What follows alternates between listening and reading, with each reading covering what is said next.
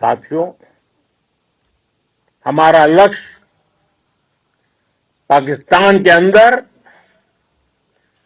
Terror headquarters को hit करने का था, आतंकियों को हिट करने का था। लेकिन पाकिस्तान ने अपने यात्री विमानों को सामने करके जो साजिश की रची, मैं कल्पना कर सकता हूं वो पल कितना कठिन होगा जब सिविलियन एयरक्राफ्ट दिख रहा है। और मुझे गर्व है, आपने बहुत सावधानी से, बहुत सतर्कता से सिविलियन एयरक्राफ्ट को नुकसान किए बिना कमाल करके दिखाया, उसका जवाब दे दिया आपने। भारत माता की जय! भारत माता की जय! भारत माता की जय! मैं गर्व के साथ कह सकता हूं कि आप सभी अपने लक्ष्यों पर बिल्कुल खरे उतरे हैं। पाकिस्तान में आतंकी ठिकानों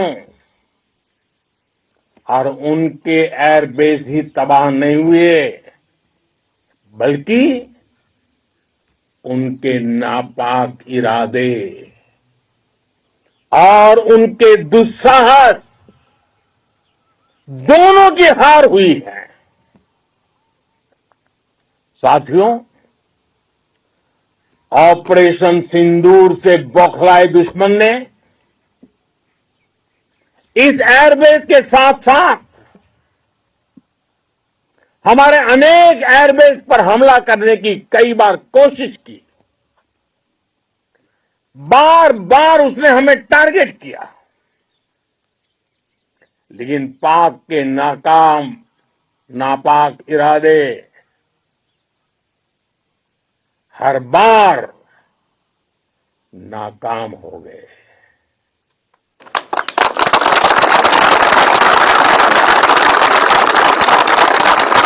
पाकिस्तान के ड्रोन, उसके यूएवी, पाकिस्तान के एयरक्राफ्ट और उसकी मिसाइलें हमारे सशक्त एयर डिफेंस के सामने सबके सब ढेर हो गए। मैं देश के सभी एयरबेस से जुड़ी लीडरशिप की, भारतीय वायुसेना के हर एयर वॉरियर की हृदय से सराहना करता हूं। आपने वाकई बहुत शानदार काम किया है। साथियों, आतंक के विरुद्ध भारत की लक्ष्मण रेखा अब एकदम स्पष्ट है। अब फिर कोई टेरर अटैक हुआ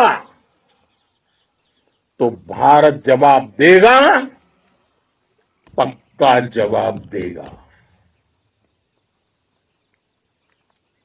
ये हमने सर्जिकल स्ट्राइक के समय देखा है, एयर स्ट्राइक के समय देखा है, और अब तो ऑपरेशन सिंदूर भारत का न्यू नॉर्मल है। और जैसा मैंने कल भी कहा, भारत ने अब 3 सूत्र तय कर दिए हैं। पहला, भारत पर आतंकी हमला हुआ, हम अपने तरीके से, अपनी शर्तों पर, अपने समय पर जवाब देंगे। दूसरा, कोई भी न्यूक्लियर ब्लैकमेल भारत नहीं सहेगा। तीसरा, हम आतंक की सरपरस्त सरकार और आतंक के आकाओं को अलग अलग नहीं देखेंगे। दुनिया भी भारत के इस नए रूप को, इस नई व्यवस्था को समझते हुए ही आगे बढ़ रही है।